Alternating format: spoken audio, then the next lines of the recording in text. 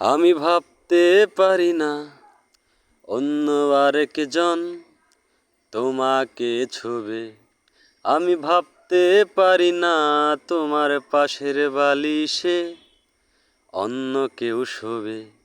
আমি ভাবতে পারি না অন্য আরেকজন তোমাকে ছুবে।